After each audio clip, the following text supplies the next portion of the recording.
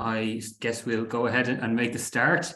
Welcome to this STR panel discussion, which brings together four fantastic panelists who all of us admire and look up to: Guoli, Chen, Joanne, Oxley, Lamar, and Gurneeta, Vasudeva. We've asked our panelists today to share with us reflections about research setbacks they've experienced, as well as inflection points in their careers. My name is Tadhg Ryan-Charleton from Queen's University, Belfast. I'm part of STR's Membership Engagement Committee, and I'm delighted to moderate the panel today. Before we begin, I'd like to thank the Strategic Management Division of the Academy for supporting the panel and our four panelists for generously giving up their time. The motivation for this panel, I suppose, is twofold. First, at a surface level, when we look at very successful researchers in our field or in any field, their accomplishments are often highly visible, but their setbacks are less visible. The bumpy road of a research career was one of the common themes throughout STR's Meet the Scholar series. And building on those conversations, one of the aims here is to provide a forum for our highly accomplished panelists to share openly about times when efforts did not go to plan. And in the process, perhaps we might even draw some resilience to apply towards our own efforts. It's quite easy to look at the long and lengthy CVs of accomplishments and overlook the setbacks that are an important part, and perhaps even an inevitable part, of whatever one defines as a successful academic career. The second motivation, I suppose, and at a more practical level, is that there may be an opportunity to learn from how our panelists have responded to setbacks, perhaps even in ways that allow them to turn setbacks into inflection points. Many people here, like myself, maybe are at a reasonably early stage of their research career. And the hope is that this panel can give us a chance to flesh out various approaches to navigating setbacks, drawing on the wisdom and the experiences of four scholars who not only have navigated setbacks, but have also achieved no small amount of accomplishments and successes in their careers. In terms of structure, the session will begin with some remarks from each of our panelists for around 10 minutes each about a specific setback or inflection point, or perhaps meta-observations about a series of setbacks or inflection points that they've experienced. We've asked them to talk about what happened, what they learned, what worked and what did not work, as well as any overarching principles that guided their actions or their responses.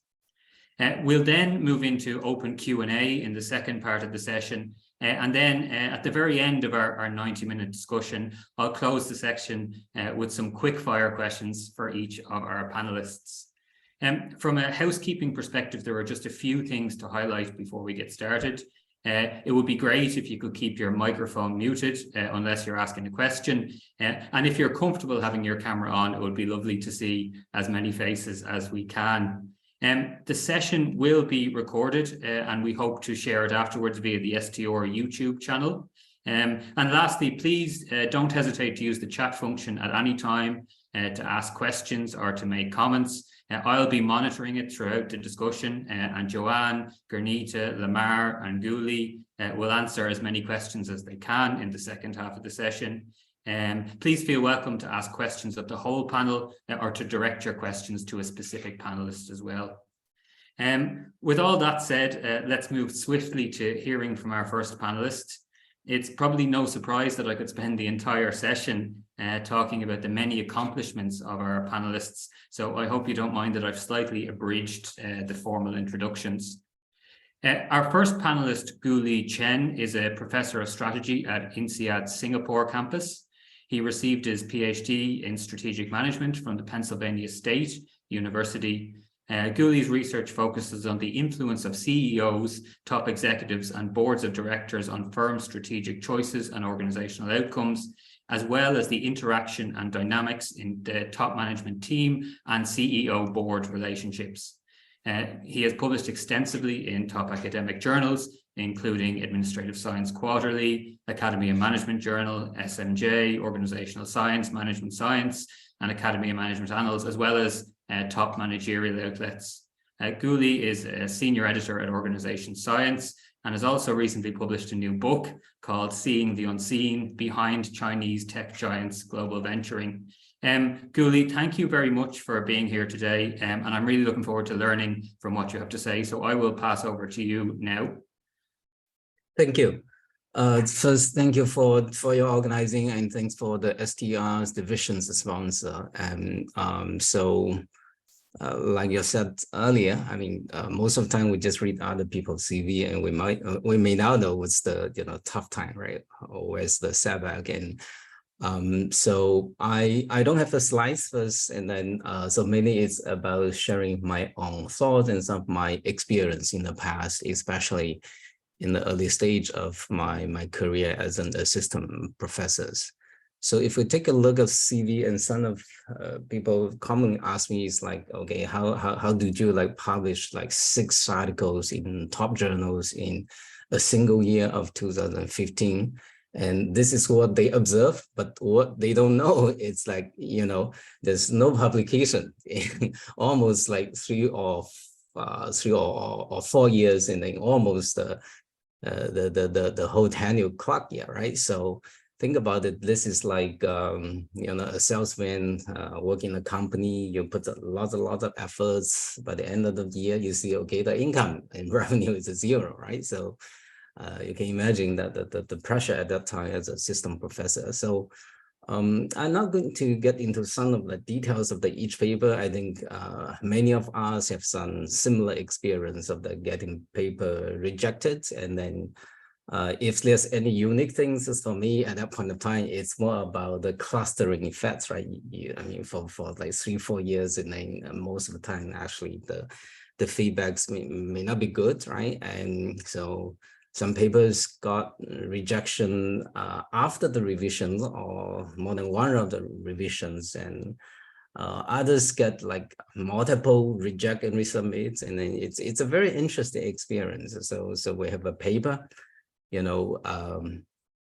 got the reject and resubmit, and then we make major change, and then send it back and receive another reject and resubmit. Okay, so then we make further major changes, and then send it back, and finally got the revise and resubmit, and then after 2 rounds and other revisions, and then we finally got closer to this like acceptance, right? And another paper, which is, I think it's kind of interesting, that we send it to a special issue, okay, of a top journal. I don't want to name it, okay. And after 6 months, okay, and then we received the text rejections, and after we sent 2 emails and checked the status, and then so the decision is a text rejection, and saying that our paper doesn't fit with the theme of that special issue. Okay, so I think people are generally fine if people got rejected, and then but for the text rejection after 6 months, and then the reason it's doesn't fit with the thing of the special issue. I think for the assistant professor at that point of time, I think what we can now offer actually is the time, right? Just like Lean Startup, why when people say like why shouldn't you spend too much time to perfect your products? It's like if the market feedback is not good, and then actually the most important resources or the things that you waste is your time, right? So at that point of time, the tenure clock is ticking. So I mean, this is all kind of experience in those earlier days. So I think for a long period of time, I feel that my nose is kind of always under the water. It's highly pressured. It's like many other assistant professors. And so I think in general, I have a kind of the dark periods for about 3-4 years. So it's kind of cliche to say that perseverance is important, right? And think about our professions, and the goal or the end, it's very clear, right? Getting published, get your research identity. And the path is relatively straightforward, and starting from the PhD training. And the journal space is very limited. So to some extent, this is a very red ocean competition domain. So being persistence and perseverance I think it's the key, right? But the question is like how to be perseverant. I mean, everybody has their own recipe. To me, I think I am fortunate that I got the support, especially about the emotional support from my family, my colleagues, and also my co-authors. I would like to specifically maybe highlight the support from my co-authors. One of the reasons that I think I can go through this like tough time is that except for one solo author paper, I work with co-authors and who are all junior colleagues at a similar career stage as me, right? So, which means that you have the friends in the same career stage to share the tough moment with you. And there are several advantages, I think, when I look retrospectively. One, it's like the goal, it's very clear for all of us. Motivation is also very clear. There's no need for me to convince the other, the importance of the process to get things published. And so sometimes even if you want to take a break and your co-author are going to push you forward. Okay, so this is like maybe the good synergy, right? And think about the temporal focus, right? It's kind of similar. The attention spans is very similar. We have the similarity in timeline, and it's much easier for us to synchronize of each step with each other. So everybody is like a full stint ahead, right? And at that point of time, when you manage this kind of multiple projects, and then with co-authors in the career stage, and then we know, for instance, like a couple of projects that you are sitting on the driving seats, and then you are going to control the timeline, right? And then trust your colleagues, right, who are also in a similar temporal focus, and then to manage the timeline. So we can achieve that kind of very quick turnaround time. If you think about we share the documents, we try to give the comments, and then get the feedbacks. And then I don't know whether there's any specific advantage of my location, because I'm in Asia, in Singapore, right, around like 12 hours difference compared to many of my authors who is in the US, which means that literally we can make it like 24 hours workshop. Okay, so whatever I send it to my friends in the evening time, and then my friends, my co-authors, I got it in the morning time, so that they can continue to work. Okay, this is a bit like the 24 hours workshop. So overall, I think it's not uncommon that people face this tough time, setbacks, and the important things for me is to have someone, the co-author, who share the burdens and share the happiness, share the concerns together with me. A lot of emotional support. And maybe another short points I would like to highlight a little bit. It's I feel that especially in my earlier career stage, another thing that I think really influenced the research productivity is the teaching pressure. So this is maybe a bit different. Of course, it depends on your institution, right? So like for me, I had a very bumpy start in teaching at INSEAD in the first couple of years. And I'm not going to get to the details, but I think the maybe like one of the suggestion to me is like, maybe it depends on the institution needs. And then sometimes it could be actually good to invest some time at the first beginning to try to fix the teaching issues, because it's going to influence your daily life. I mean, we know that the research projects, we send our paper out, and then we wait for at least a few months, to maybe 3-4 months, to get the feedback, right? But the teaching pressure is a bit kind of your daily life, right? And then teaching wise, I think as long as you simply spend more time and like develop your course, like for me, it's like eventually I get into, try to write the teaching materials, or develop the teaching materials by myself in the writing case, and learning experience from your colleagues. And then eventually, actually, I think there's certain payoff, right? Because like once you you quote unquote solve the teaching pressure, and then, which is by the way, teaching pressure is day to day, like I said earlier, and then you can fully commit it to your research and then make your research career even more enjoyable. So I think I use this like 10 minutes, and very happy to share with you my personal experience, and looking forward to other questions. Thank you very much, Guoli. That was a really interesting point around the solidarity argument for collaborating with other people at that pre-tenure stage. We're moving to our second panelist. Our second panelist is Joanne E. Oxley. Joanne is a professor of strategic management at the Rotman School at the University of Toronto. She earned her PhD from the University of California, Berkeley. Joanne's research explores factors underpinning international firm performance, with a particular focus on outsourcing and collaborative strategies in different economic and institutional environments. Joanne has published widely in most, if not all, of the top disciplinary journals, and served in editorial positions at Strategic Management Journal, Management Science, JIBS, and Strategy Science.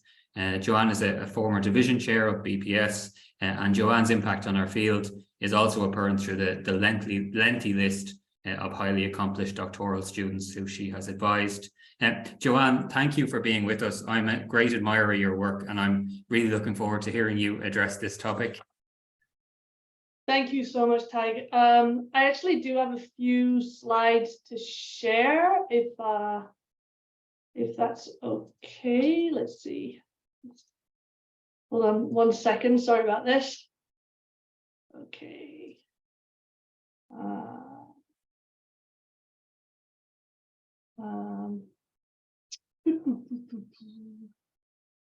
Here we go. Hopefully that'll work. Is that working? That looks great. Okay, great. So thank you so much. So when I started thinking about, what I could share in terms of research setbacks and career inflection points, to tell you the truth, I had the hardest time deciding which, because there seemed to be like so many. I actually feel like I've had an incredibly lucky and happy career. I think of the four of us, I may have been around the longest. So just by longevity, I do feel incredibly lucky. But just to give you a sense, I think, so what's a lot of these that I'm going to talk about are cliches, but I think there's so much truth behind them.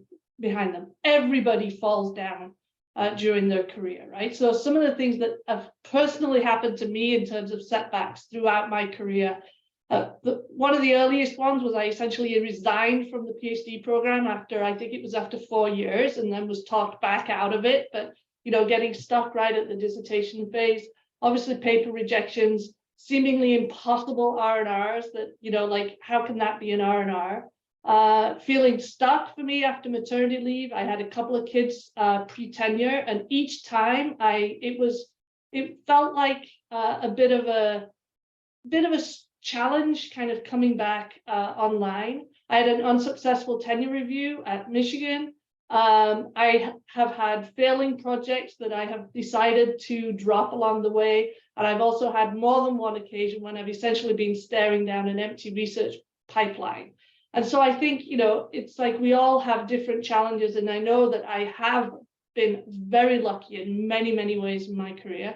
But it's like everybody falls down, really. So the key to a successful career, and by the way, successful is however you define success, right? So I think that's one of the things that I've really learned along the way, is there is no one way to have a successful career.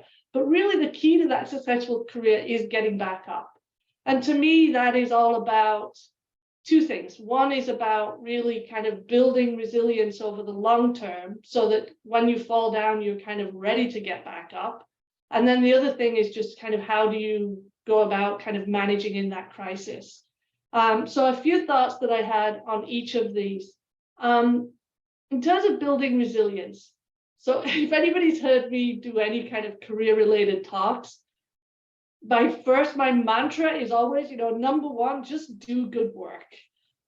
It's like for all of the career advice that you can have, and by do good work, I mean work that you kind of believe in, right?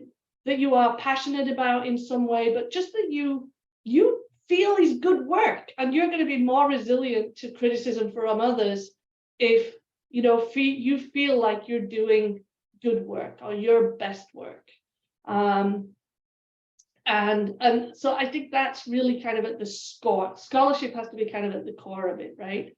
I think building your network is super important. I think, Guoli, your point about co-authors, really important, but also peers, that maybe not co-authors, but peers that share the stage of your career concerns, people who will read your work, networks outside of work for sure have been really, really important to me in terms of just feeling grounded, both within the profession, but also really outside of the profession, so that, that it kind of gives you a bit more of a perspective, because you don't feel like you're always operating in some kind of echo chamber, if you like. And so my networks outside of work have always been incredibly important to me in terms of, for me, feeling resilient to all these different pressures.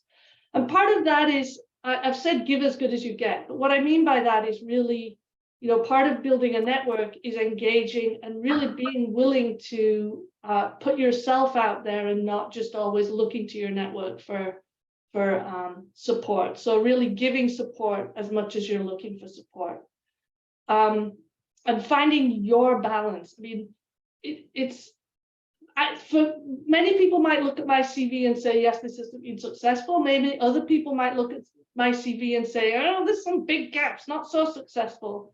But it's like, for me, success is success at work, but it's always been super important to me to also be, quote unquote, successful in my family life and with friendships. And balance has been a real core part of my professional identity, as well as kind of my individual identity, if you like. I've skipped the skinning a cat just for the time being, but contingency planning. I think another part of resilience is we know we're all going to fall down, and so practicing contingency planning. And maybe a good one to mention that for me is, when I was coming up to tenure, and I saw the writing on the wall, because definitely coming up to tenure, I knew I was not a slam dunk for tenure. I think, like many of us going up for tenure, it's a case that could go either way. And there's always politics going on, and there's always things happening. There's some things you can control. There's a bunch of things you can't. And so really thinking about the what ifs. What if, I don't get tenure? What if this doesn't get published? What if this? What am I going to do? And kind of thinking about that ahead of time, and actually not just contingency planning theoretically, but putting in, building your options, build options around at each of these stages, so that essentially when it hits the fan, you're ready to go. And so for me, that was, as I was going through the tenure review, I actually started, like a very focused kind of job search, only looking at places that, with tenure in hand at my current institution, is this a job that I would still really be attracted to taking? This isn't just second best. This is about really, developing good options. And so I'm happy to talk more about that, but I think that this contingency planning is super important. But so those are all things that I think really important to do, quite apart from when any kind of setbacks or crises are happening. I think these are things that really create that resilience to be able to withstand the crises when they come. When the crises do come, and they do, and they will, and they have, the things that I have found super helpful, and this is from everything from getting a rejection to getting, to being told that your tenure journey is over. First thing that I find super helpful, take a breath. When I get a review back, if a nasty review, whether it's a nasty R&R or a nasty reject, I throw it in a drawer and I don't look at it for maybe a week. It's like, never take action right in the moment, I think is really helpful, because it just allows a little bit of that kind of pressure to dissipate. But then once you've taken that breath, I think the other really important thing, and this is something I learned during the PhD program, don't hide. There was quite a while in the PhD program where I definitely went into hiding, and I learned my lesson through that if you hide, no one can help you. If you hide, all it does is feed all of your insecurities. If you hide, then it can, in most likelihood, you'll get much more paranoid than you need to be in terms of what other people are thinking, etc. So don't hide, talk to people, tap in your network. Network it's incredible how lucky I've been in terms of mentors and friends and help along the way. And part of that has been because I've been willing to, reach out, I've been open to mentorship, and I think that's something that's important. But I've also known kind of when to say when. It's like, tap your network, but don't abuse your network. And I think particularly if you're going through some of these really tough inflection points, your friends and your colleagues have their own worries too. And so at some point, I do think it's really helpful to actually pay for that counsel, right? So whether that is going for in more kind of counseling, as in kind of, psychotherapy, which can be super important, or whether it be career coaching, which is also really important. And I have used both, and I would not have survived my career, I don't think, without both. So I would definitely, I'm a huge advocate for that. And then finally, just going back to basics, whatever it is, it's like, if it's that you're staring down and research an empty pipeline, just going back to basics and saying, okay, I'm going to spend X amount of time each day, each morning, just writing. I'm going to, actually for me, that's probably the biggest thing.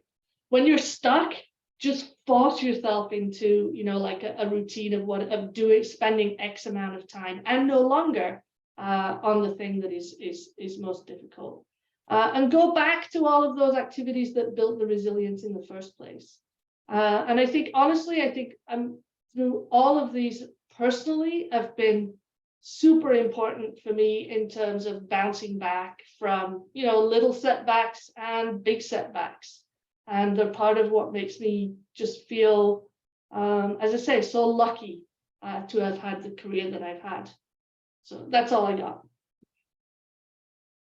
Thank you very much, Joanne. Hopefully we'll get a chance to come back to that point around contingency planning, maybe in the Q&A later on. But sure. Thank you. Our third panelist, Lamar Pierce, is a professor of organization and strategy at the Olin Business School at Washington University in St. Louis.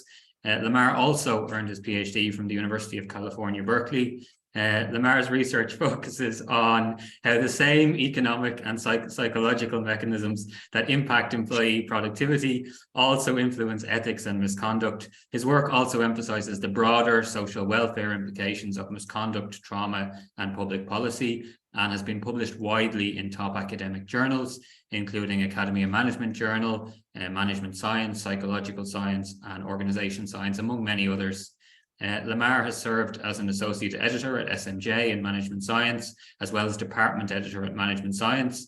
He is also the incoming editor-in-chief at Organization Science. Lamar, thank you very much for being here, and I will pass over to you. All right, thanks so much. Let me share my screen, and oh gosh, this is where I of course struggle with these things. Oh yeah, that's right. I know how this works. All right, so I'll get this up and running here in a sec, but let's see. Okay, here we go. Sorry, hold on just a sec. This is my problem with two screens. Let me just take out the second screen. All right, let's see. Share screen, there we are, good. Evidently, technology is not a requirement for being an editor. All right, so it's a pleasure to be here. So I'm going to talk to you guys about something that's, I think, a little unique to my life, but hopefully, I think people will find lots of parallels with their own, and hopefully, in sort of seeing some of my own experiences, you'll be able to draw some parallels, and then you can always reach out to me if you have any questions. So this is my story, and I'm going to talk a little bit about my story and my setbacks. And again, hopefully you'll glean some amount of wisdom from this, although I don't have answers to really anything. But I do want to emphasize that, this is just my story. Everybody's got their own stories, and some are better and some are worse. But there are commonalities, and we'll talk about that as we go. So when I was young, I don't know about all of you, but I certainly imagine my life is sort of going through some sort of smooth arc. I don't know if it's like the game of life. But certainly, you start off and you go through this life and you end up looking like, I don't know, a grizzled bear attack survivor. But I certainly, growing up, imagine my life to really mimic my parents. I grew up in a small college town. My family life was really quite ideal. And I imagined that, I would have some relatively relaxed life and satisfying career, where I'd end up playing basketball out in the countryside somewhere with my kids. And in fact, what that looked like for me was my expectations of having an academic career. So like many people in this profession, my father was a professor and dean. And, so my own view of what my life would be like was to, I go to university. Once my MBA career failed, I would go and get my PhD. I'd get married, I'd become an assistant professor, have a couple of healthy kids, eventually get tenure, become a full professor, and then go fishing. And this was kind of, my general expectation of what my life would look like. It never actually occurred to me that there was any uncertainty in this. It just seemed like almost a given that this is the way lives went, at least in terms of what I wanted to do. What actually happened to that was quite different. And I'm going to try to walk through this quickly. There are a lot of interesting setbacks to this, but what happened was I did in fact go to university, and I did in fact not succeed at a basketball career. But when I applied to grad schools in 1997, I really failed. I completely failed. And the ones that I wanted to get into, I was not accepted to. And so I turned everything down. And, and like any hardworking academic, I went backpacking in Greece. But when I came back, I took an operations job at Boeing, and which actually ended up being a really good outcome for me. And so after that, I applied to grad school, and things worked out pretty well. And I was in my third year and everything was going along smoothly. And, I got cancer. And that was really the first disruption, right? The first real disruption for me was in my third year when I got diagnosed with cancer at age 26. I just turned 26. And this really uprooted everything. It completely blew up my schedule. And not only that, it really blew up my mind. And so what that did is it basically set me back in terms of where my path was. And even more so, it forced me to go through some sort of reckoning about what I wanted to do. In fact, I really had a midlife crisis, or as John Mayer would say, a quarter life crisis there. And so I sort of stumbled back into doing grad school. And it really took me a year to get back sort of on path. And then I got cancer again, which was also very unfortunate. And this time I had to do a bone marrow transplant. So, this is my graduate experience, was this sort of consistent level of disruption and setback such that I could never really get my research path going well. So what happened in 2003 to 2007? Well, the fun continued. I was still in grad school. And I was trying to get out on the job market, but I went on the job market and didn't get a job. So I went on my fifth year and failed to get a job. I just got a couple of job talks, and then things were precipitating. I was coming out of 2 cancers and a job market failure. Got divorced near bankruptcy, and really had very little options. In fact, the only reason that I was able to stay in academia was because David Teese bailed me out and basically supported me for 6 months there until I could move to a visiting position at Carnegie Mellon. And so I moved to CMU, and basically I had to start my life over there. And I did, but I failed to get a job again. This is now, I believe. This is year number 2. So I tried to get a job again and failed again at that, and kept teaching at CMU. And I was really struggling to try to figure out what I was going to do with my research here. Clearly, at this point, I should have gotten the hint that people weren't excited about my job market paper. And so eventually I managed to come up with a different one. But, I went on the job market again in 2006, and I did not get a job that year either. And so really this is, 3 years of job market failures, just keep getting knocked down. And then finally in 2007, I went on the job market and again did not get a job offer. But fortunately, someone turned down a job at WashU, and they called me in February and they took a chance on me. And namely, more specifically, Jackson Nickerson and Tadhg took a chance on me. And when Joanne was mentioning the thing about like, don't hide, I keep thinking about the thing Jackson told me on the first day, which is like, okay, he's like, you're going to fail a lot of times and you're going to be embarrassed. But when you do, I want you to bring the most embarrassing thing to me and show it to me, because that's the only way you're going to get over it. And they did. And what I got during that period was coming off of just this disastrous sequence of events. I got a few people who believed in me and really put in the time and effort to sort of help turn things around. And so, yeah, then things went pretty smoothly for a little while. I became an assistant professor. Then I was an associate professor, which is not tenure at WashU. And then eventually, I got tenure, and this was a great thing. And so there I am. I've got a new son. I'm professoring, whatever that means. And things are finally moving smoothly, and I get cancer again. This is, for those of you counting at home, this is number 3. I had to do another bone marrow transplant. Again, this worked and saved my life.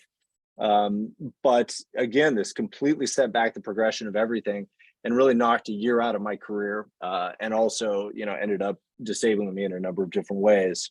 But I kept going, became full and associate dean. I'm sort of trying to keep on this path. And then finally in 2019, I was able to get a job that I've been working for the past 10 years for. This is really a job that had been kind of a dream of mine and I've been working towards. I finally was able to get this job in 2019. Movers are coming. A month before the movers show up in 2020, I get cancer again. Now this is now 4. This time it's a different cancer, but that's not necessarily a good thing. And so again, it's just another one of these setbacks. The move is canceled. But what's strange about this is, I barely managed to survive this time, but when I did, I came out of this actually healthier mentally than I had been in the past 15 years.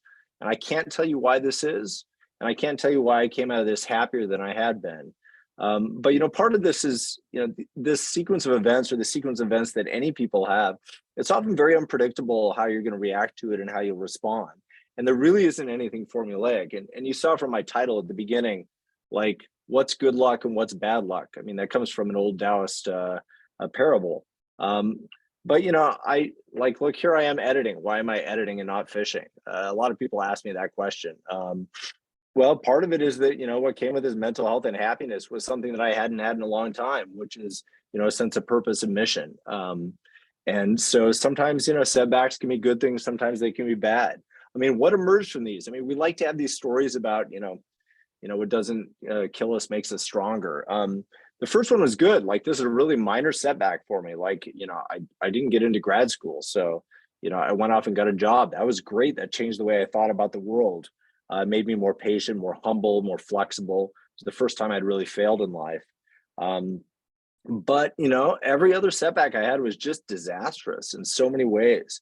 The first one gave me, lifelong clinical depression, and I lost basically a year to this midlife crisis.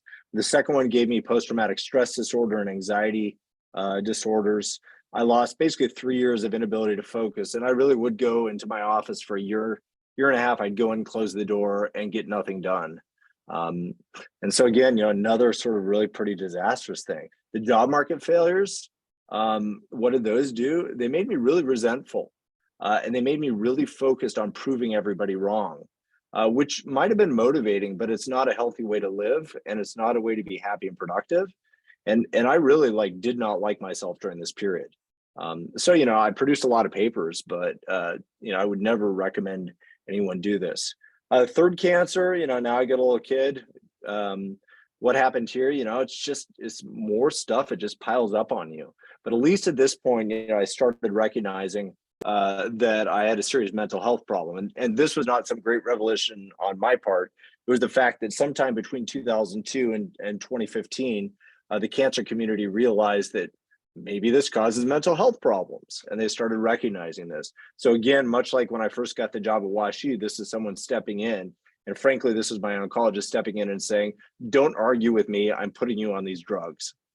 So again, like, take some help sometimes. And then finally, I mean, this fourth one, it gave me purpose and meaning. Like, this was finally sort of this turning point. I can't tell you why I went through this cycle of all these setbacks, but this is where I ended up.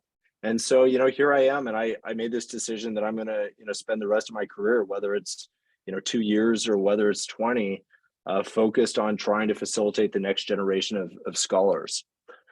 So why were there such differences? And then I'll wrap this up. Again, I go back to this parable, the man who loses his horse. There's a lot of luck here, and there's a lot of randomness, and who knows what's good luck or what's bad luck. I mean, I've had people call me the luckiest person in the world. I've had people call me the unluckiest person in the world. Who knows? But stuff happens. Stuff happens, and what can we do about it? Well, what sort of determine these things for? I think life stage is a big factor. I think the older we get, the better we're able to deal with these things, both in a practical and then also an experience standpoint. I think, what's different now is that people are much more, I think, vocal and visible about the struggles they go through. When I was first doing this, I can't tell you how alone I felt and isolated. Now a lot more of us are talking about what we go through. And I'm really hopeful that will be helpful for others, because, for every one person like me who talks about this stuff, there's another dozen who's been through some unique experience that might have been twice as bad as what I've been through. Self-reflection and understanding, how do you get this? And I put the mental health care down below. I've spent a lot of time in psychotherapy, and that doesn't mean that it's for everybody. But, even today, I have a psychologist, I have a psychiatrist. They're very different. They both think I'm weird. But that's been crucially helpful for me. And frankly, if I'd had that support earlier, I wouldn't have spent 15 years of my life pretty miserable.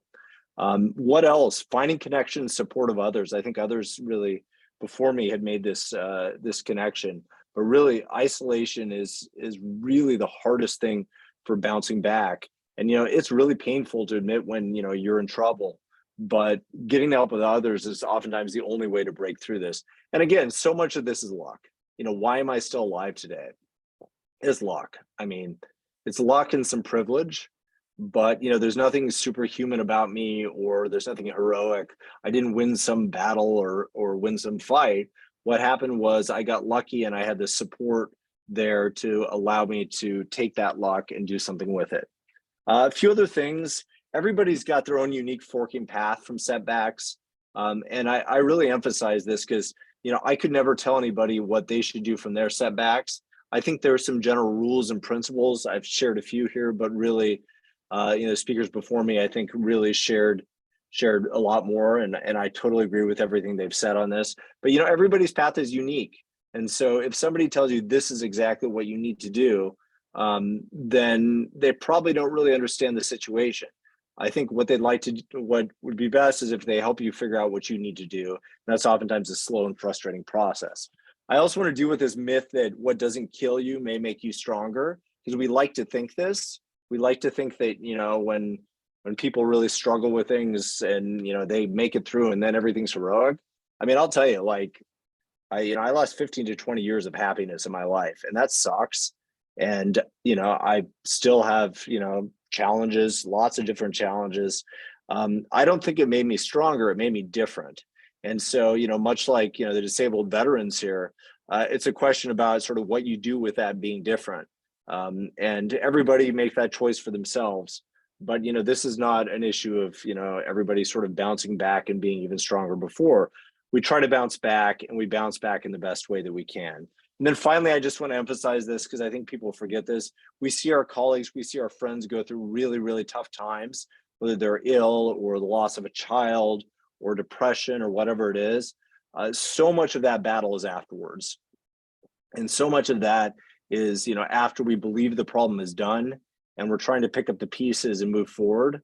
And, and I can say this specifically from, my long time, with cancer survivors, my own thing is that everybody focuses on, okay, how do you get in remission? And then the real battle begins. And the real battle then is, how do you come back in a way that allows you to be mentally healthy and happy? And so, I would caution everybody to really think about how they can help others after things go wrong, and to be patient with that. So I'll stop there and let people move on. So thank you. Thank you very much, Lamar, for sharing that and for being so open. I think there's a huge amount of value and wisdom in those comments. So I really appreciate that. By all means, please do feel welcome to use the chat to add questions or comments, and we'll move into Q&A after our final panelist. Our final panelist then is Gurneeta Vasudeva Singh. Gurneeta is an associate professor of strategic management and entrepreneurship at the Carlson School of Management at the University of Minnesota. Gurneeta earned her PhD from George Washington University. Gurneeta's research is primarily concerned with the question of how firms search, acquire and build on the knowledge that resides in their organizational and institutional ecosystems. Her research has been published in the Academy of Management Journal, Management Science, Strategy Science, SMJ, Org Science, Research Policy, among many others. Gurneeta currently serves as an associate editor at AMJ. Gurneeta, thank you very much for being with us today. I think we're looking forward to hearing from you on this topic, and I'll pass over to you now. Well, thank you so much, Tad, and good evening, everyone, or good morning if you're in Singapore. I'm here in Minnesota, and it's such a delight to be with friends, to have so many friends and familiar faces on this session tonight.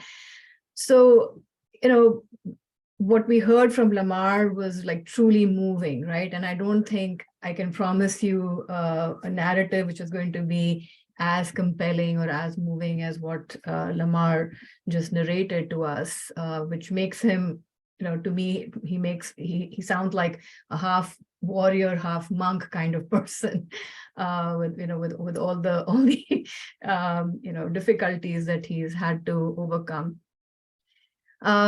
So, by comparison, my life, I think, has been a cakewalk.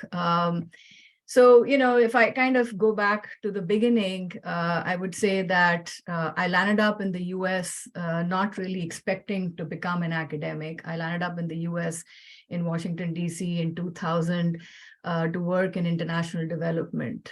So, that was the work I had been doing in India for a few years. And I had absolutely no plans of, getting into a PhD program, much less becoming a professor in the business school, because that was the furthest, that, discipline, the business school was the furthest from what I was doing. I was mostly in the world of natural resource economists. But, it just so happened the opportunity presented itself. I was in Washington, D.C. George Washington University was just a train stop away from where I was living. Everybody around me had a PhD, and I ran into this really, fascinating professor, Asim Prakash, who's now at the University of Washington, who really convinced me that there was this nice intersection of business and environmental issues and energy issues that I could be studying in the business school. And so that, led me to, that kind of was the start of my, foray into academia, and led me into starting a PhD, which, by the way, was not an easy task, given that, I had been married for, several years. At the time, my husband was in the Indian military back in India. He was serving in Kashmir. And, there were, a lot of emotional pressures and social pressures, also considering that I had left a 4-year-old daughter with my parents back home, initially for a short period of, 6 months or a year, which was, the stint that I was going to be doing in DC.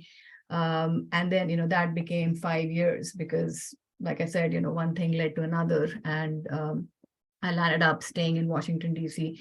for 5 years. So, I think a lot of it was just about taking whatever opportunities came in front of me and not really thinking ahead. It was more like, looking at each day at a time, because now as I think back, had I planned for those 5 years with my daughter back in India, or being away from my family and my husband for so long, it would have been virtually impossible to do any of this. It was just literally, it was just taking one step at a time. It was just one course at a time. It was one term paper at a time, and you just kind of looking at these small steps. So of course, I greatly enjoyed my PhD program. I think I had the benefit of working with some of the best professors, working in the area of knowledge building and technology strategy and innovation. Washington, D.C. also gave me an opportunity to be very entrepreneurial. I had this added benefit of being in a very international community and tapping into my other networks in the policy world. But little did I know at the time that, I was not really, going to be one of those ideal candidates or one of those, ideal, ideally suited research-oriented people for a tenured track position, at least in a U.S. university, because, to put it very bluntly, every school is looking at candidates from the very top schools, from the very top research institutions. And so when it comes to setbacks, I think some setbacks, like Lamar put it, are just, setbacks that are dealt to us. Those are just cards that, we are dealt with. And then there are certain other setbacks, which is, the choices that we make, that we might make because, we are, because we don't know better, because we have incomplete information, or we are not really thinking things through, which was what it was in my case. I was just looking at opportunities as they arose at the time, and I was just, doing things without really thinking them through, thinking about the long-term implications. And so, by the time I graduated, it was clear to me that I was really not a candidate who was going to be marketable, at least in any of the research institutions in the US. And that, was clearly a setback, which of course I overcame, because I think ironically, because I was not thinking so much about being the best, candidate on the job market, or how I was going to compete with other top, PhDs coming out of the top institutions, I was perhaps, just being more focused on my dissertation.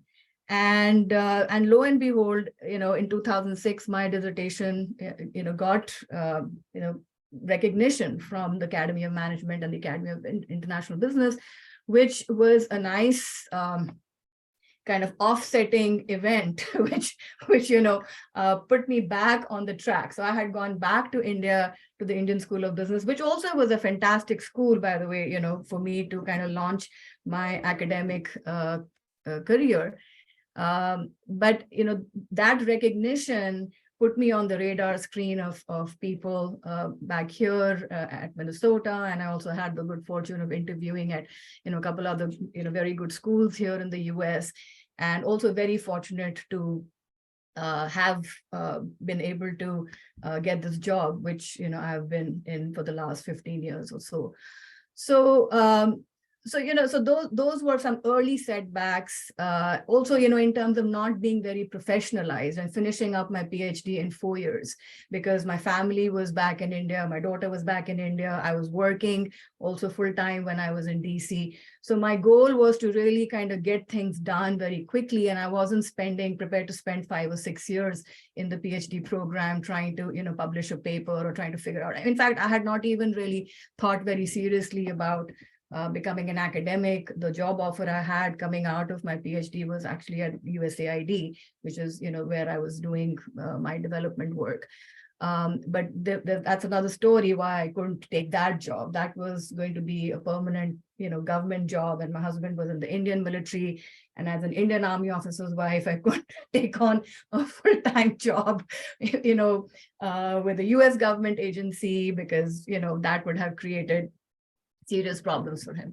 So academia became my, next best option. And like I was saying, I think, some of those setbacks, early setbacks, I was able to overcome, partly because of luck, I think, partly because I wasn't thinking very hard about those issues. But, if you've been in this field, or if you've been in this profession long enough, I think there's very little that you would not have experienced. I think the saving grace is that some people experience all their setbacks in the beginning, some people experience, setbacks in the middle, some in the end.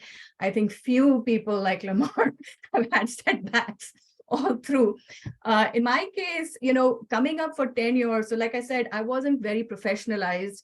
And coming up for tenure, I was fortunate to be at the University of Minnesota because, we got 8 years here to establish our record. And I think that was a great move. That was a great change that enabled me to publish and to, establish my credentials.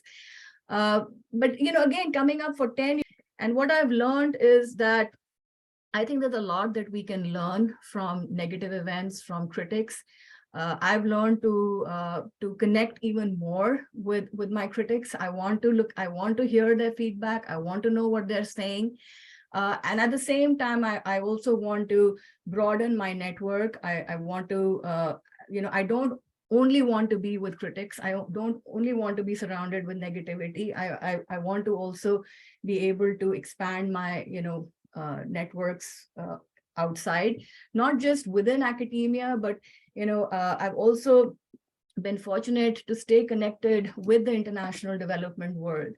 And I think that gives me a lot of satisfaction in knowing that people still value what I'm doing, and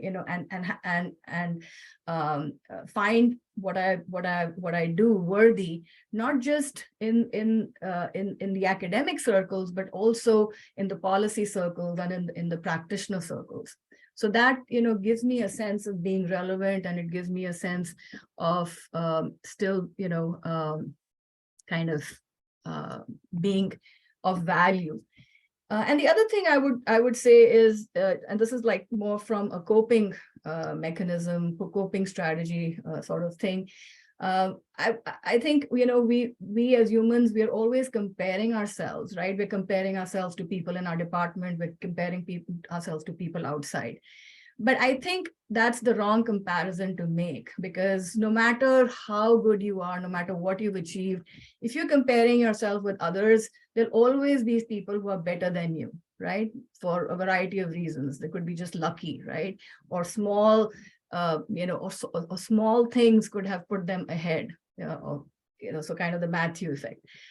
But I think the right comparison to make is to yourself. Every time I look back, I think to myself, oh my gosh, I never even expected to, be a professor, let alone, a tenured professor at a top research institution, continuing to do what I'm doing and being able to work with so many wonderful, scholars and people in so many different capacities.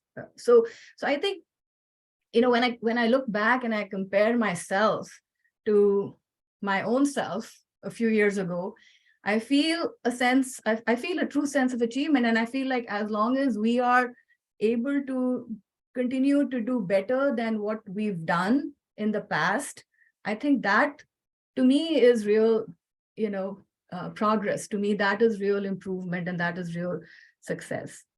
So I think that's where I'll stop. I'm happy to take any questions. Thank you very much, Gurneeta. That point around comparisons, I think, is a really important one. I find that very useful to remember. So I will keep an eye out for hands, and as well, I'll monitor the chat. Feel welcome to chime in with questions. I'm sure your questions would be better than the ones that I have in my head. So please do jump in if you have anything you want to ask any of our panelists. I suppose while we're waiting on a hand, maybe Gurneeta, I might come back to you and just ask a follow-up if you don't mind. That period when you decided that you weren't going to go on the US job market, that led you to focus in on your dissertation, that sort of seemed to connect quite well with Joanne's points around doing good work and that being the sort of the grounding thing, if you like. I was just wondering, was that something that happened organically, or was that a conscious decision towards the end of your dissertation around the US job market? I think it was just something that was organic. It was because of my environment. My advisors were not telling me, you have to do this and you have to do this to get ahead. You need to go to this conference and that conference, and you need to be talking to this person and that person. So in a sense, my world, and I also didn't have a high pressure peer group where I was seeing other people go nuts about their job search or their dissertation, right? So I didn't have all of that, and in a sense it turned out to be a blessing in disguise, because all my energy was not energy that was being spent on stress. It was just energy that was being spent on actually thinking about the research that I was doing, because that was my only goal. I just wanted to get a dissertation done. My advisors were demanding. They were some of the finest scholars. They were demanding. So I had to do really good work. That's it, to get my degree and then get on with my life. That was my goal at that point. Thank you very much, Gurneeta. So we've two questions. We'll go to Andy Wu first, and then we'll go to Sarah. Andy, do you want to come in? Great. Yeah, thank you. Guys, thanks so much for making your time tonight and for sharing such powerful stories. I have a simple question. Is it worth it? And looking back at sort of what you can accomplish, what you're doing now, is it worth the fight?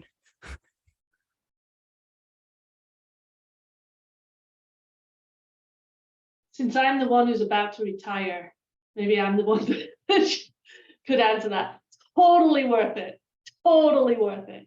I think but it comes down to, does it match your personality, right? I do think that it is a career that favors the resilient, however you want to kind of, define that. I've had several friends who were way, way, way smarter than me, who decided it wasn't for them. And a lot of it came down to,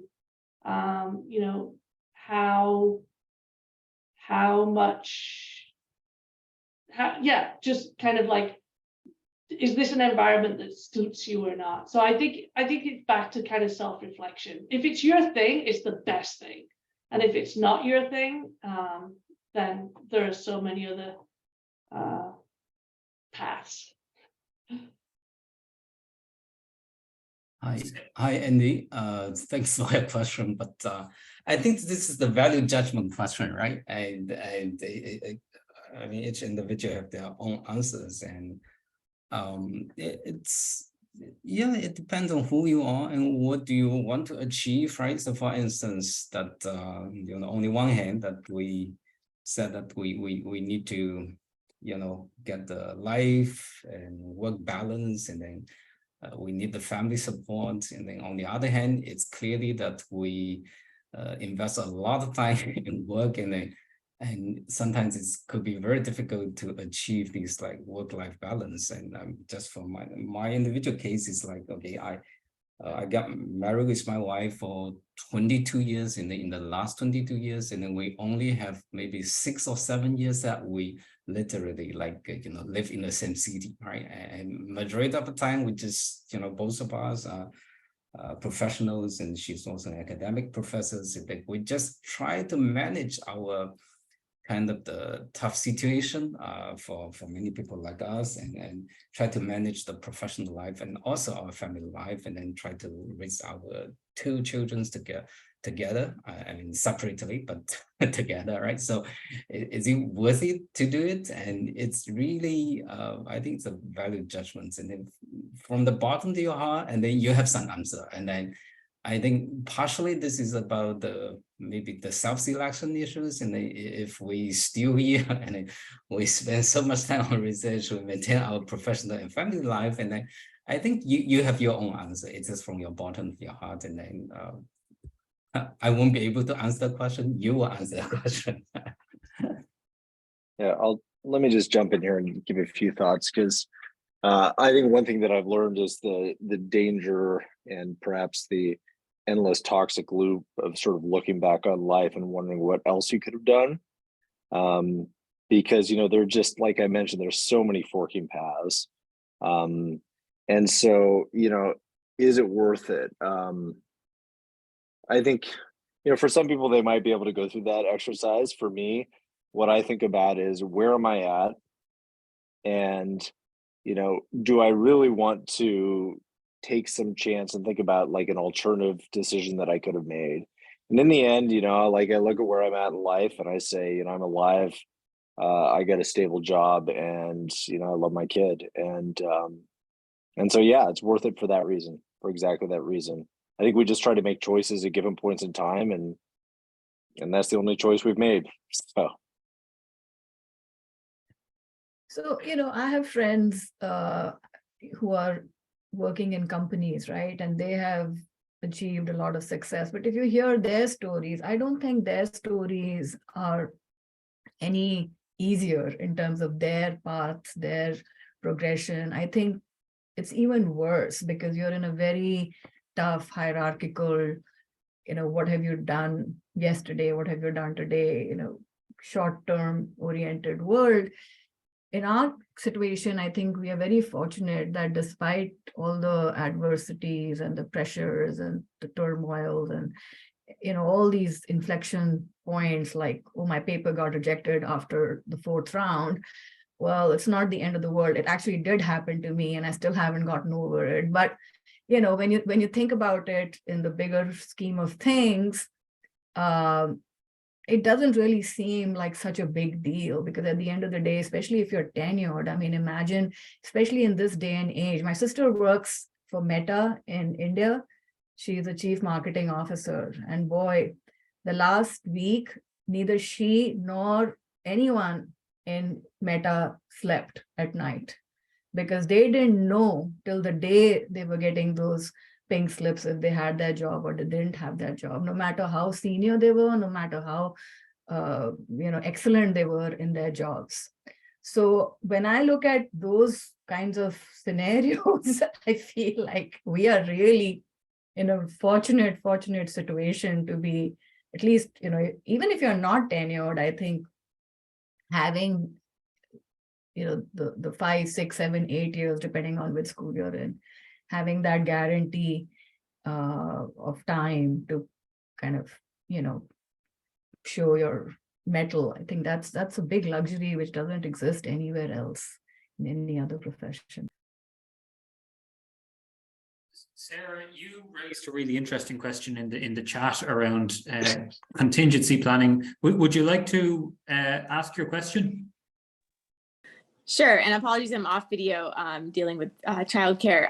So my question was basically, a number of you mentioned kind of exit options in the sense of like, you make contingency plans and you think about options for if things don't go as planned. But I also find that it's easy to get distracted by those such plans, right? And so how do you think about kind of not, really putting your head down, focusing on what you need to do at your current institution versus making these contingency plans and kind of, in some cases, daydreaming about what they might look like, right? So do you only kind of focus on it when you're at these key inflection points, or is it something that you should be kind of thinking of a little bit all the time? Thank you.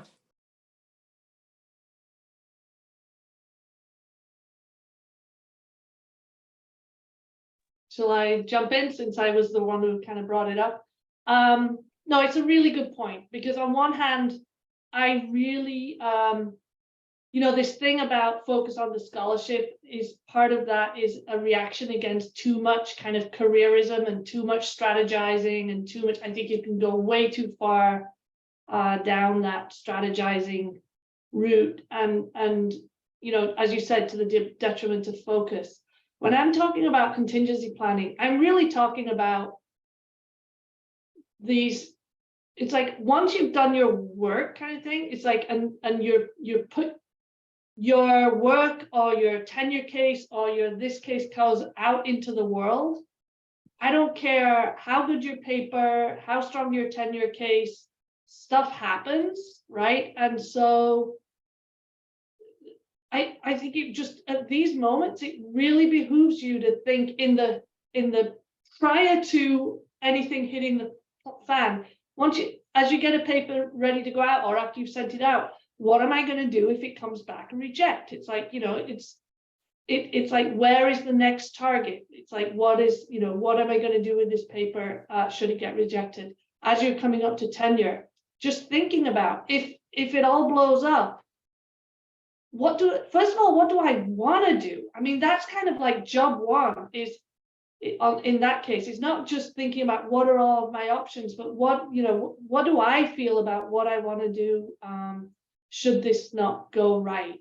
And for me, that literally meant a year before I was, before my tenure year, I talked to a very small group of people. I talked to my friends maybe about what I might do, but then, really thinking about where else would I want to work, and kind of and try to develop those options, and I know huge amounts of luck are involved then. It's like, but I do think that at these key points, the contingency planning is super important, but you can't spend your whole life doing it. I agree. There's no silver bullet answer.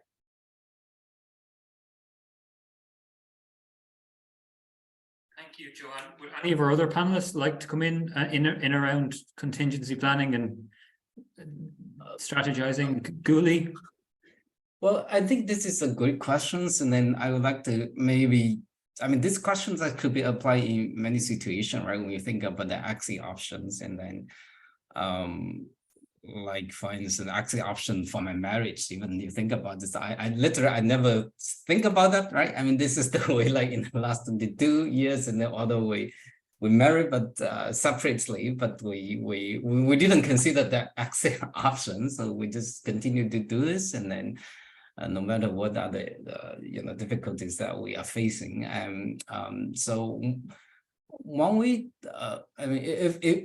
if I address this question in like a more research context, it's most of the time I do not think this like exit option too seriously. I just want to do my best job, and then at a certain point of time, they said there's no regret. Okay, I mean, I've tried my best for each project, and then I've considered all the kind of the possibilities. I put my efforts. So to me, I think maybe it's more important to say that at a certain point of time, there's no regret, rather than I like ex ante or preemptive that I think, okay, what are the exit options? I try my best and push, and then at the end of the day, if this is the bad luck, right, go back to Lamar's good luck or bad luck, and if it is the bad luck, and then you say that no regret, and then I don't consider that as an exit option. At the end of the day, you just take whatever things happen to you, and then just move forward.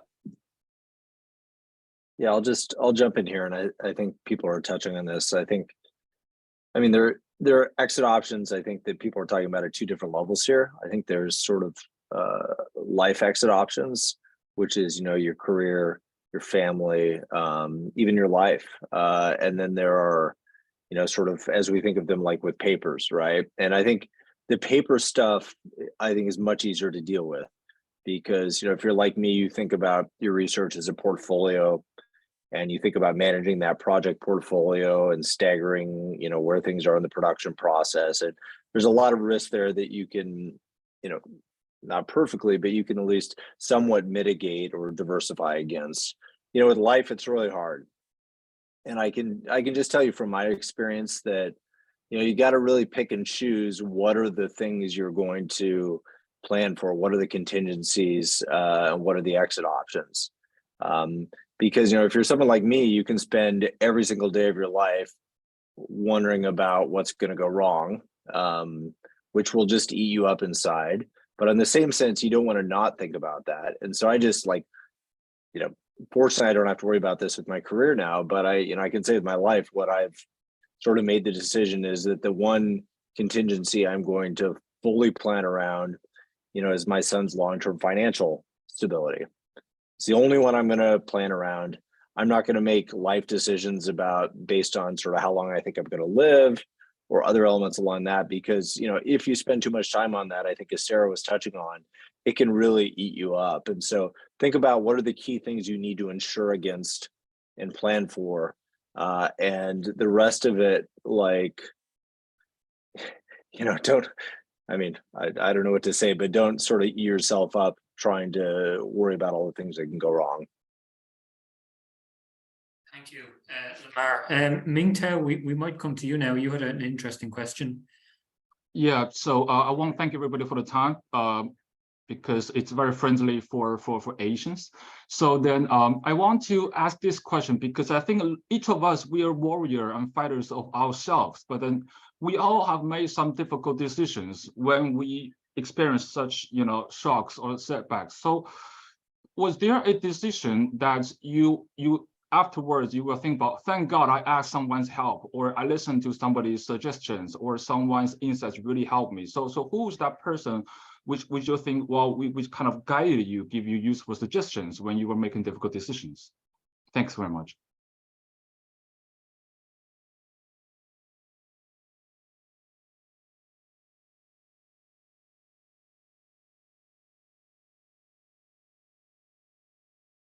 If I may chime in while we have a silence, Michael, I was really curious to understand what you meant by a cone of silence. I think that's maybe related to this question. What does a cone of silence mean? Just while we had a moment's silence. Well, we have a moment of silence. I will find an image for you and share it. Some will see this from it's a TV show when I grew up. Thank you. Does anybody want to come in on Mingtao's question, Gurneeta? So I think to Michael's comment, I think it is incredibly useful to have, you know, a set of mentors outside of your institution who you can talk to and, you know, seek advice from. They could be your co-authors, they could be your dissertation advisors. So, you know, when you're approaching that fork in the road, or when you're confronted with a fork in the road, and you know you're trying to make difficult choices, I think it's good to have talked it over with somebody who has seen those things before you, because, you know, people who have walked that path have probably encountered similar kinds of situations. And so I think it is a good idea to take advantage of their hindsight and, you know, their experience. So, you know, so I think your good co-authors, your senior co-authors, or your advisors, I think, could be good people to go back to and talk to. I'll add something here, maybe. So, because this is a really tough one. I think it's very different for different people, and I think for me, it's been different at different stages, to be honest, as well. A couple of people that I will say have been really important for me and that maybe don't immediately come to mind. Well, one is my dissertation buddy, who I'm still in touch with. So Chris and Chen, who some people may know, we were at Berkeley at the same time, and we were dissertation buddies, even though we were in different fields. And we literally have kept in touch like throughout our entire careers, and would do weekly check-ins and things like that. And even though we went on very different career paths, and then eventually we wrote something together, but the co-authorship was kind of separate and almost incidental to what instead was really this, you know, kind of professional confidant in some ways kind of role. And the fact that we weren't at the same institution, we weren't even in closely related fields in some ways, I think was helpful for that. And we weren't you know, we weren't first and foremost super close personal friends. We were just really good professional friends throughout our career. So I think that to the extent that you have somebody like that, that's super important. The other one that I would just put a huge plug in for is, and this is more for kind of career inflection points than it is just for research setbacks, I think. But talking to a coach, you know, employing a professional coach is really, for me, has been super important at 2 or 3 different career inflection points. And, you know, I've worked with somebody who's a professional coach, particularly for academics, and I've found that incredibly helpful because it is, on the one hand, very detached, and on the other hand, somebody who actually understands the kinds of generic issues that academics face. Thank you very much, Joanne. I'm going to try and squeeze in 2 more questions. So we might try and, if any of the 4 panelists, if one of you wants to bat these back, we'll go to Krishna. You've been waiting a while. You had a question about accessing organizations. Yeah, thank you. Thank you, panelists. So my question is, when I think about setbacks, I feel like a bigger setback for me post my PhD is if I don't get access to organizations, that will be basically a make or break in my career. No access equals no research. I don't know how, you know, am I just making a bigger deal out of it than currently? Looking back, how detrimental is no access to your research and to your career? Thank you.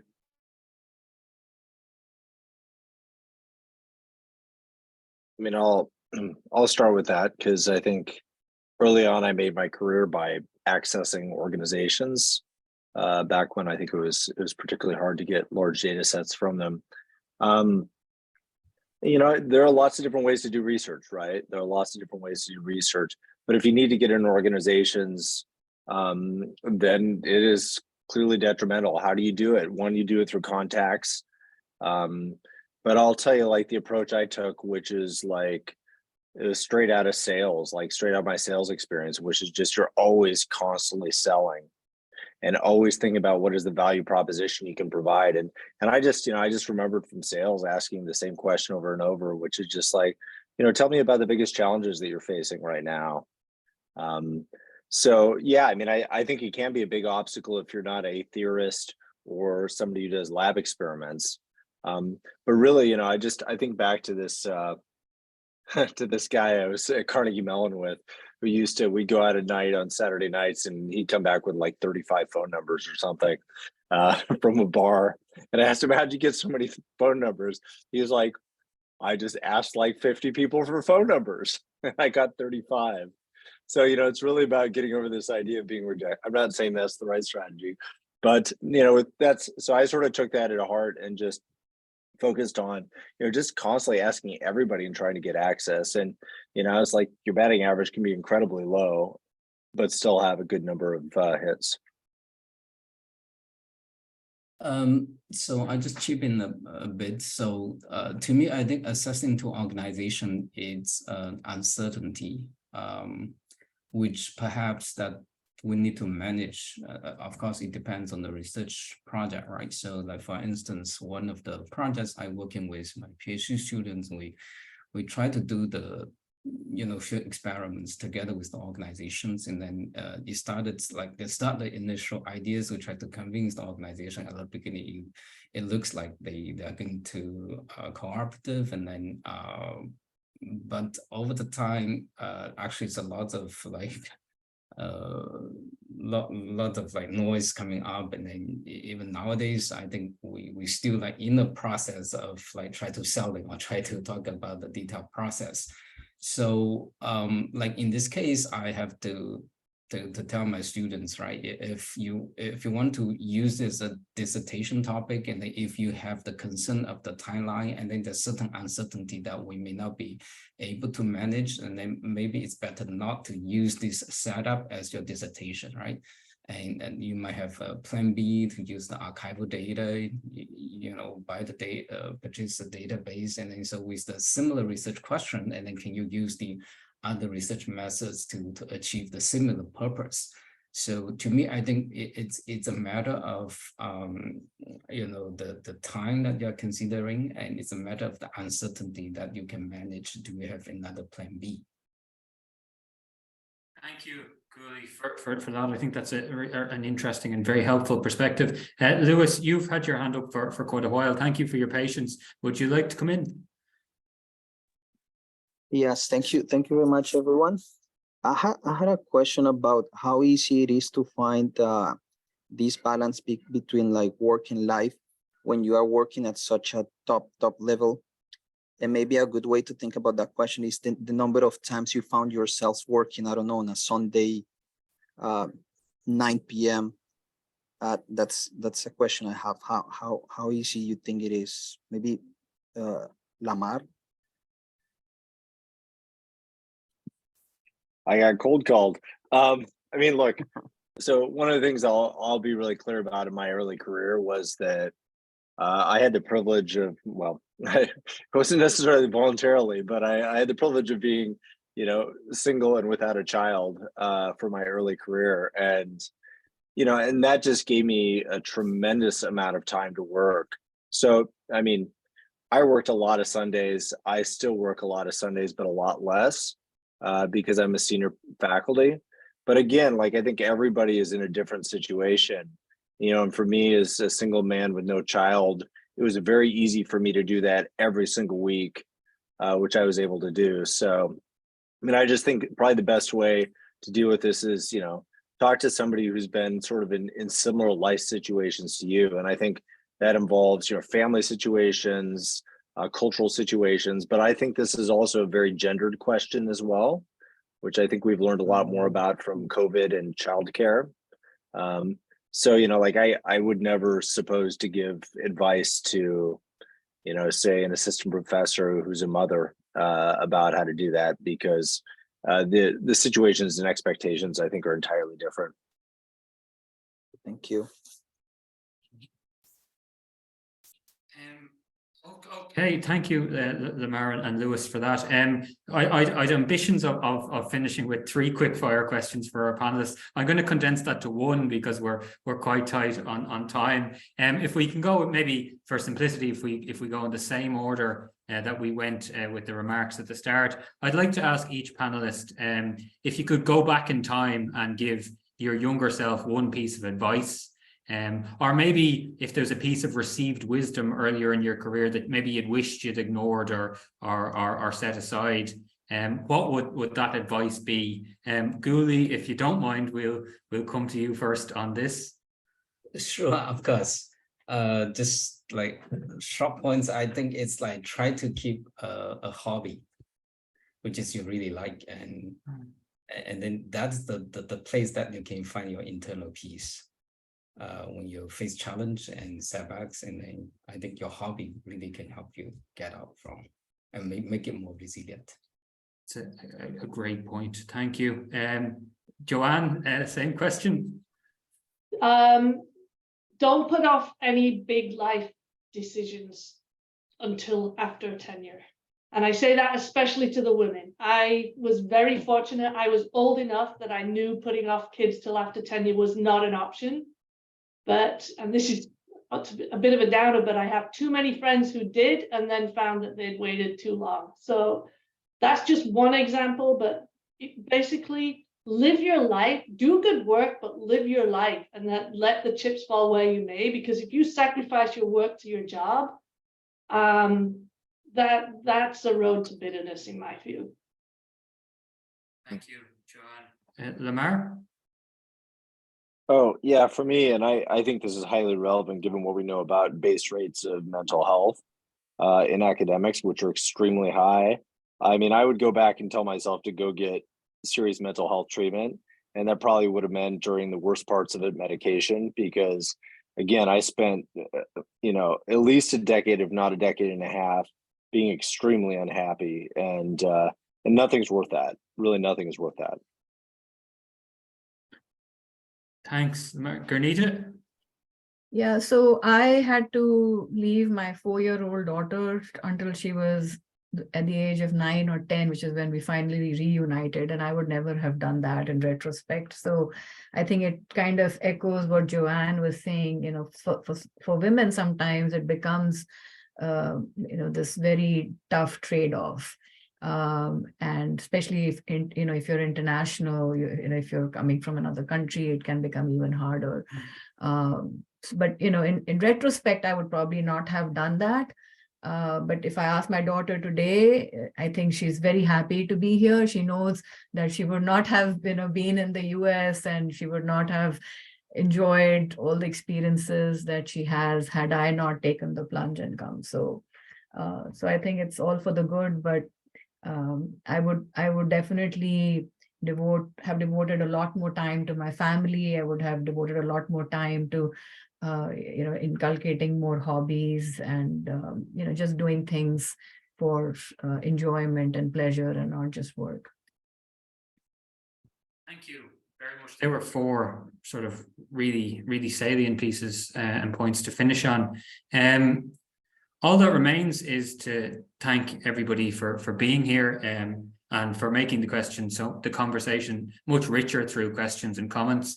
Thanks also to the division for their support, particularly Andy Wu, Chair of STR's MEC Committee, and Michael Leiblein, the STR Division Chair. Lastly, and most importantly, a sincere thanks to our 4 panelists, Lamar, Gurneeta, Joanne, and Guoli, who have all been sort of extremely generous and extremely open with sharing their time and experience. You've given us many insightful and thought-provoking points. So thank you very much for that. That's all from us this evening. Sorry, could I ask the remaining people here to stare into their camera and smile? Andy, well, great. Well, thank you for remembering that. Cameras, anybody would be great.